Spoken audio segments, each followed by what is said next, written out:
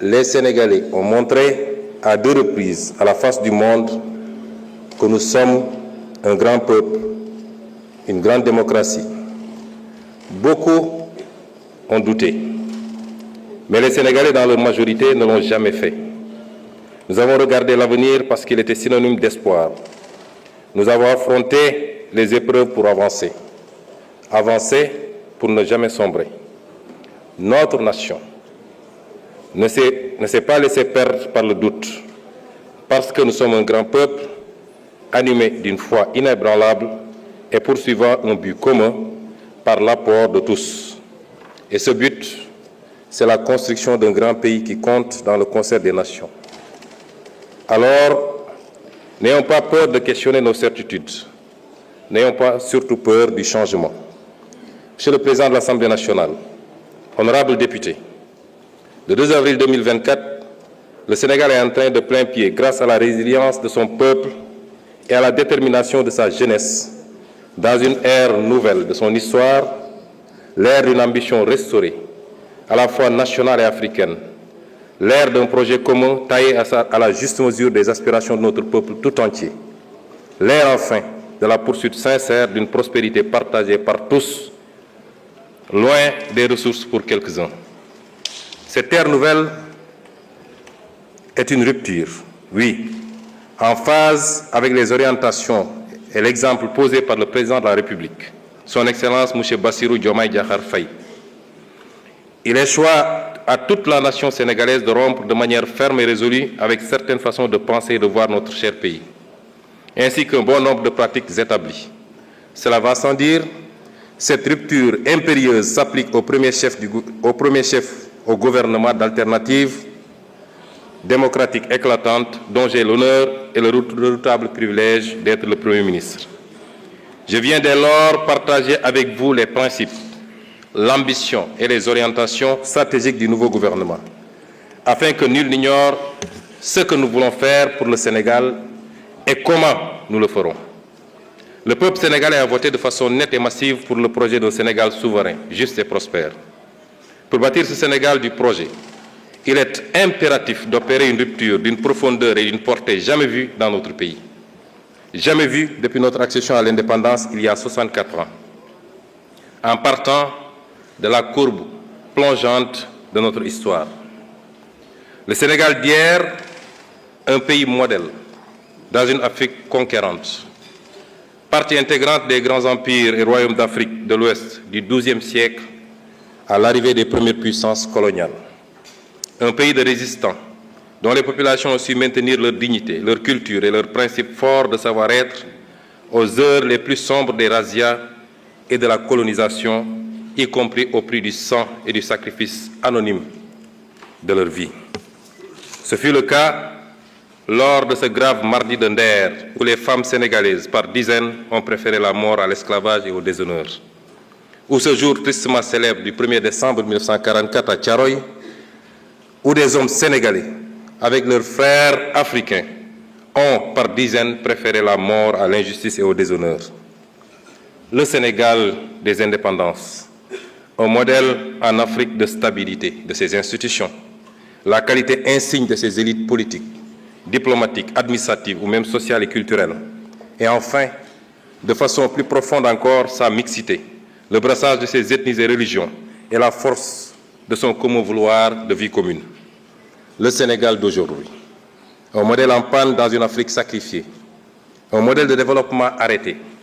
64 ans après son indépendance, le Sénégal est resté enfermé dans le modèle économique colonial, exportant ses matières premières, or, poissons, arachides, phosphate, zircon, pétrole et bientôt gaz, avec peu de valeur ajoutée et important les produits finis. L'énorme déficit de la balance commerciale de l'ordre de 5 300 milliards en 2023, presque 30% du PIB, qui se creuse d'année en année, montre combien notre économie est aujourd'hui peu compétitive. Cela s'est traduit par une croissance trop faible et trop fragile. La croissance annuelle moyenne de 1960 à 2023 a été seulement de 3,1%, face à une population qui a augmenté en moyenne de 2,7% par année. Le revenu réel par habitant n'a jamais décollé et les Sénégalais sont aujourd'hui quasiment au même niveau de revenus qu'au moment de l'indépendance, voire plus pauvre, si l'on tient compte de toutes les richesses qui s'expatrient avec les revenus des investissements des groupes étrangers. Cette faible croissance est par ailleurs concentrée sur quelques zones du territoire, notamment le triangle Dakar-Thiès-Mbour.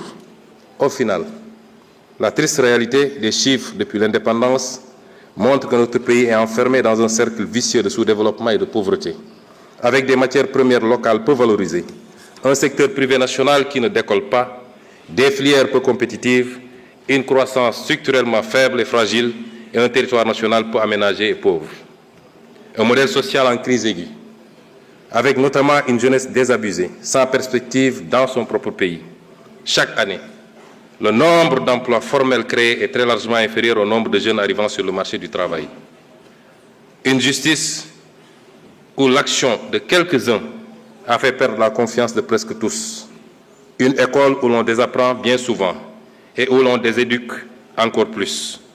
Un modèle démocratique fortement fragilisé qui a su rester debout grâce à la résilience des millions de Sénégalais, d'est en ouest, du nord au sud. Notre peuple, notre précieuse démocratie a vacillé, mais elle a tenu. Dieu merci. Hommage au peuple sénégalais, en particulier à sa jeunesse, pour la lutte qu'il a menée pour préserver ce modèle démocratique, cette force vitale pour la résistance démocratique. Chers jeunes, chers concitoyens, nous devons désormais la mobiliser pour le développement du pays. Toutes ces régressions que je viens d'énumérer de notre pays s'illustrent de la manière la plus dramatique dans la situation que nous avons héritée du régime sortant. Je m'en vais vous faire en quelques lignes l'état des lieux et les mesures immédiates de redressement, puisque le programme ou les projections que je vous ferai plus tard ont déjà démarré depuis 8 mois. Monsieur le Président de l'Assemblée nationale, honorables députés, les actes que le Président de la République a posés depuis sa prise de fonction manifestent clairement ce tournant que notre nation se doit de prendre pour restaurer le crédit de l'État et de l'administration publique devant le peuple, ainsi que pour redresser toutes les dérives précitées. En effet, dès sa prise de fonction, il a chargé le gouvernement de mettre en place un plan d'action d'urgence dans l'attente de l'adoption du nouveau référentiel des politiques économiques et sociales. Dans ce cadre, le gouvernement a enregistré d'importantes réalisations au cours de ces 8 derniers mois qui ont balisé le chemin à la vision d'un Sénégal souverain, juste et prospère, ancré dans les valeurs fortes. Nous nous sommes tout d'abord attaqués à la mère des batailles, à savoir l'établissement de la situation de référence des finances publiques, de l'état des lieux des contrats au niveau des secteurs stratégiques et la reddition des comptes. Bref, un Sénégal juste puisque transparent et au meilleur standard de la bonne gouvernance. À cet égard, nous ne pouvions pas nous imaginer un seul instant que le mal était si profond. L'audit des finances publiques sur la période du 1er mars 2019 au 31 mars 2024 est à ce point particulièrement révélateur des dérives du précédent régime, avec notamment les niveaux du déficit budgétaire et de la dette publique minorés.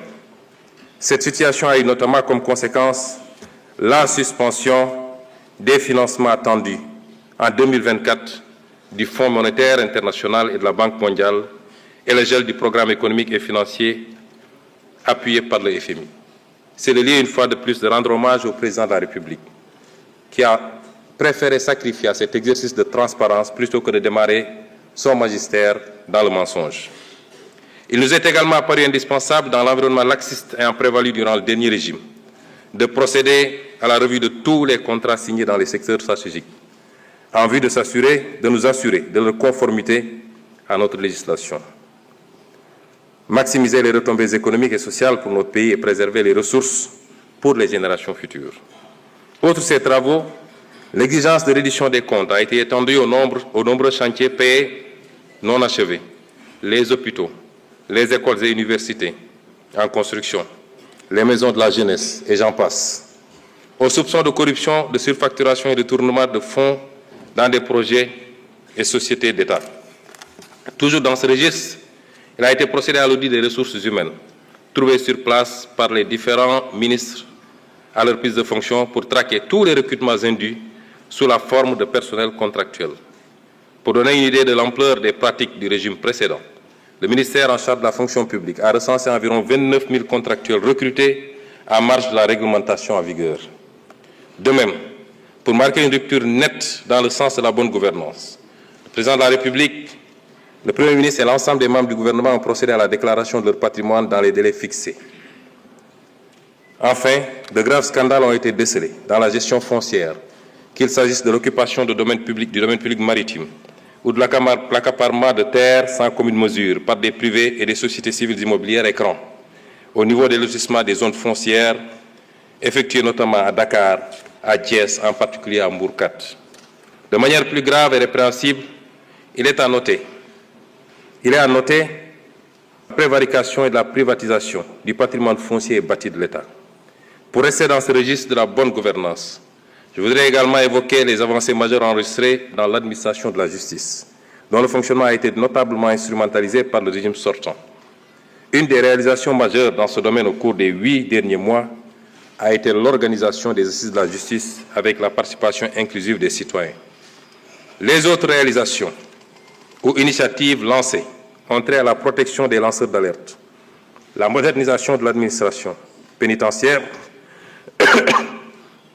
et la prise en charge judiciaire des dossiers des victimes de la période préélectorale. À cet effet, en plus de l'inscription budgétaire de crédits destinés aux victimes, il sera proposé à votre auguste Assemblée, dans les semaines à venir, un projet de loi rapportant la loi d'amnistie votée le 6 mars 2024 par la précédente législature. Pour que toute la lumière soit enfin faite et les responsabilités établies de quelque bord qu'elles se situent. Il ne s'agit pas ici de chasse aux sorcières, encore moins de vengeance, car aucun sentiment de revanche ne nous anime. Loin de là, il s'agit simplement de justice, pilier sans lequel aucune paix sociale ne peut être garantie. Monsieur le Président de l'Assemblée nationale, honorables députés, la vision d'un Sénégal souverain a été prise en charge